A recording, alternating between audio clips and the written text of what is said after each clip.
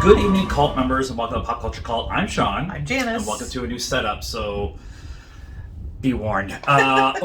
This is going to be our reaction and review of episode four. Is it 4? Of Doctor Who called Village of the Angels. We've talked about in the past about how Doctor Who always has. Oh, by the way, spoilers. There's gonna be a ton of spoilers because spoilers. We've talked in the past about how there's always an episode of Doctor Who that is got a horror aspect of it, and this was that episode. Yeah, I mean the Weeping Angels have always kind of been the horror story, right? Because they're scary and they have sharp teeth and they come after you if you're not looking at them. So I think overall I really like this episode. I did too. I think it kind of is starting to help fill in some of the gaps with what is actually going on. Yeah. I'm not 100% sure where the Weeping Angels fit into this. I think were they sent by Division to bring her back now that she's aware of them, and then they're going to restore her memory? Or force her into service. Well, because the Division works for. Well, they're based in Gallifrey. Right. So my understanding is that she was with Division. Yes. And then she was like, I don't want to be here anymore. I'm done. Right. My service is over, whatever. And they wiped her memory and sent her off, which is why she's not aware of the whole Timeless Child story arc, whatever. But now and Dr. Ruth too. Right. And so now she is being made aware of them, maybe because of Swarm, because Division was obviously kind of in charge of watching him, right? They kept sending their people there to watch him, and then he got out, so maybe they have sent the Weeping Angels to help her remember and bring her back so they can get rid of Swarm. They kind of feel like the Division's version of the Jadoon, like the enforcers, the SWAT team, or whatever, because they're pretty much unstoppable. I mean, the Doctor has stopped them in the past, but the idea of having them specifically be the catalyst, and that the one angel inside the human who knows all the secrets of Division, and then all of the angels attacking this village, is very interesting. Like I'm appreciating that story arc, because everything they've been doing so far hasn't really felt like anything. Especially last week. Like last week just felt like a setup of what's going on. Yeah. First episode was good. Second episode was good. The last episode, we came in here and we talked about it, and we were like, I don't know. Right. And so, and I have that I don't know in this episode, but I feel like there was at least some things explained. I feel like it's furthering. Like, we can at least speculate as to what is kind of going on. Yeah. Versus, which was last week. Nobody understood what was going on last week. And I think we actually even said in the review of last week's episode that we understand that episode had to happen, and when we go back and rewatch it, it's going to be a huge amount of information that's dropped in that episode. Right. So but from where we sat, we were like, eh. And then this week we get done and we're like, I don't know, but it was really cool. Yeah. Because we were reintroduced to the Weeping Angels, and we have a connectiveness with them. Connectiveness? That's a word. Sure. Ness. I think that's the most Weeping Angels we've ever seen in one spot at one time. The only other time, I was thinking about this too, the only other one was the one where they were on the planet in the cave, and Amy got them in her eyes. She couldn't open her eyes, and the Doctor saved her by going right, through. And River showed up with another group of people who were hunting the Weeping Angels, and then they turned on the light or lit the cave, and they were all over the place. Yeah, that's a good episode too. That's right. The thing from this episode, there's a bunch of different things, especially with the division and what that all means. But specifically from storytelling aspect, it was interesting to deal with the angels from the victim's point of view, those who got sent back in time. Right. Because Dan and Yaz going back and being sent back in time into the same village to 1901, and the idea of them, like, what does that mean? And then Penny, the little girl, and her having to live her life out in this little village, and her trying to tell the story to the little girl. It was cool to have that kind of part. Yeah. Tell the story of herself to herself. Well, and we've seen that a bit. We saw that with Don't Blink or Blink. It's Blink. The original story where I think the Weeping Angels were introduced, and Carrie, what's her name? Carrie McGraw, Carrie Muldoon, Mulligan, whatever. Carrie Mulligan, Carrie Mulligan, Where that was like her first role or whatever, but we kind of got that right with her friend getting sent back, and then she leaves a letter or whatever, and I lived a good life and blah blah blah. But we've never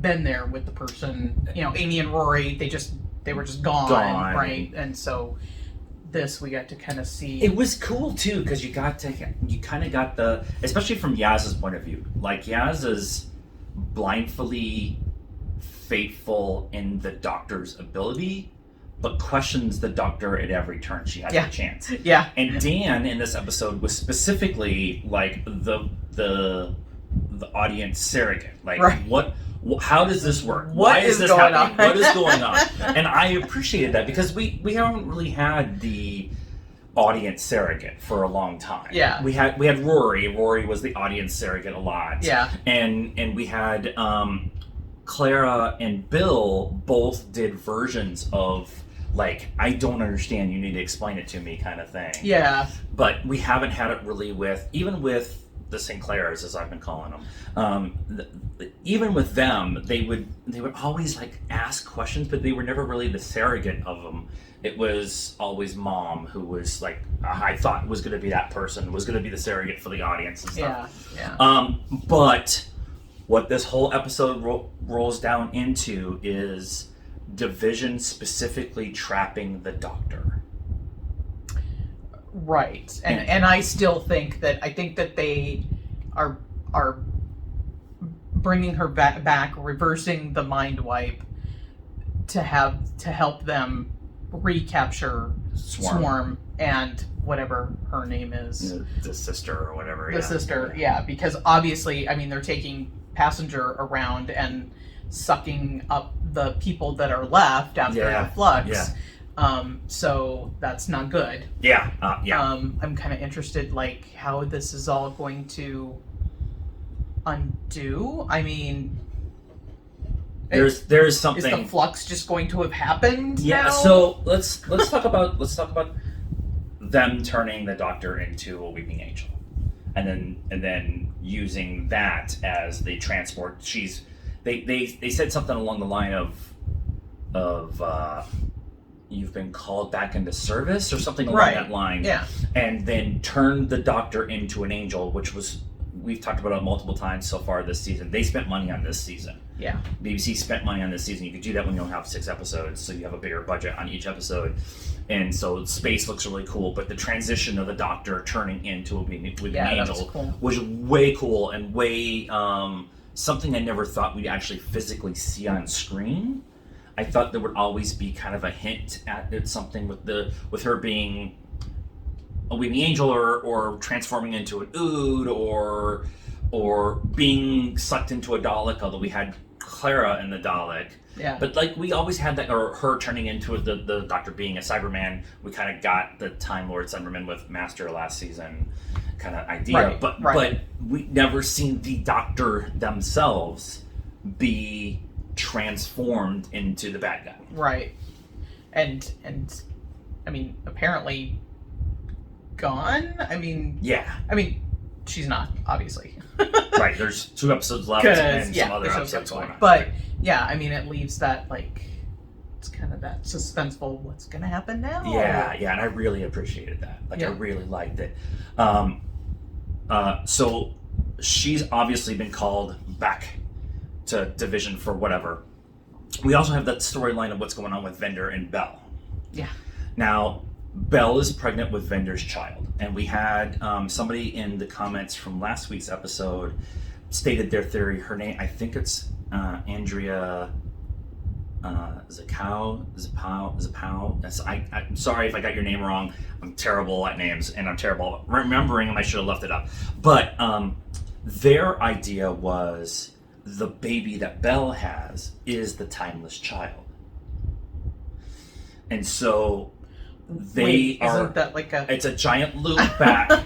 but Belle, if Belle is pregnant with the timeless child and they get sucked through the crack in the universe, or what is the Flux, which is essentially kind of the crack in the universe kind of thing, and they get sucked to this point and they find the Gallifreyan who's off running around in space, right, finds the child, right, and then we go forward. It's a very interesting loop that Chibnall laid the groundwork for from episode 1. Yeah.